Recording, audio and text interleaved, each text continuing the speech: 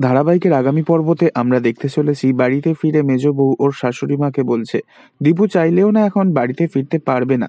তখন দীপুর মা প্রশ্ন করে কেন? তখন মেজ বৌদি বলে দীপু তো মাতাল হয়ে গেছে। যা শুনে দীপুর মা ও বাবা চমকে ওঠে। অন্যদিকে দেখা যায় দীপু মাতাল হয়ে রাস্তা দিয়ে হাঁটলে নীলা পিছন পিছন যেতে থাকে। নীলা বলতে থাকে ছোটদাবাবু দাঁড়ান, দাঁড়ান বলছি, শুনুন আমার কথা। এরপর ছোটদাবাবু ও নীলা দুজনেই রাস্তায় বসে পড়ে। কিছুক্ষণ বাদেই গাড়িতে করে নীলা দীপুকে সাথে করে নিয়ে বাড়ির উদ্দেশ্যে ফিরছে। আর মনে মনে নীলা বলছে এইভাবে তো ওনাকে বাড়িতে নিয়ে যাওয়া এখন ঠিক হবে না, কিন্তু ওনার নেশাটাই বা কাটাবো এখন কি করে। অন্যদিকে দেখা যায় দীপুকে না পেয়ে জ্যাস ঘরের সমস্ত জিনিসপত্র ভাঙচুর করতে থাকে। তখন জ্যাসের বাবা জ্যাসকে নিজের বুকে টেনে নিয়ে আদর করে বলে আমি তোমার বাবা, আমি তোমাকে প্রমিস করছি ওকে আমি ঠিক তোমার কাছে এনে দেবো। তবে কে জিতবে এই লড়াইয়ে শেষমেশ, জ্যাস নাকি নীলা? পরবর্তী আগামী পর্ব জানতে অবশ্যই আমাদের সঙ্গে থাকবেন। ধন্যবাদ।